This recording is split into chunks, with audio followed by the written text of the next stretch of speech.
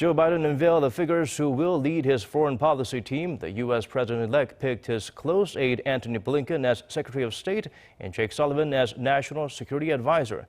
Yoon Jung-min zooms in on what the selection could mean for the Korean Peninsula. Joe Biden's transition team says Antony Blinken, who is nominated to serve as Secretary of State, has held top foreign affairs posts both in previous administrations and on Capitol Hill. From 2015 to 2017, Blinken served as Deputy Secretary of State under the Obama administration, during which he was involved in the rebalance to Asia. He has also advised Biden on foreign policy since 2002. When he served as National Security Advisor to then Vice President Biden under Obama, Blinken was involved in the Iran nuclear deal. And he wrote in the New York Times in 2018 that the Iran deal is the best model for a nuclear deal with Pyongyang. Blinken is also seen as a hawk on North Korea.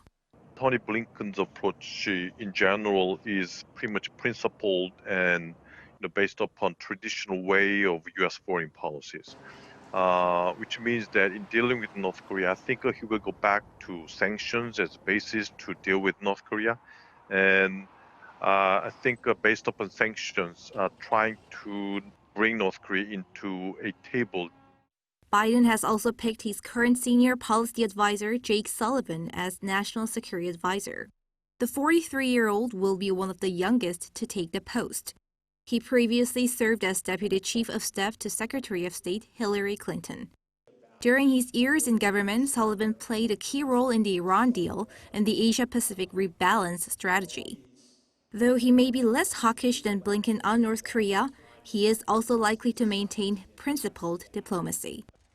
Jake Sullivan can be more flexible than Antony Blinken about that. But in principle, he aims at a clear verification, and he also wants to put a snapback approach. As for U.S. Ambassador to the United Nations, the Biden transition team said veteran diplomat Linda Thomas Greenfield will take the job.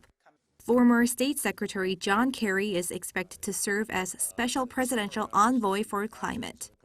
Lawyer Alejandro Mayorkas will be nominated to head the Department of Homeland Security, and former Deputy Director of the CIA, Avril Haines, is to serve as Director of National Intelligence.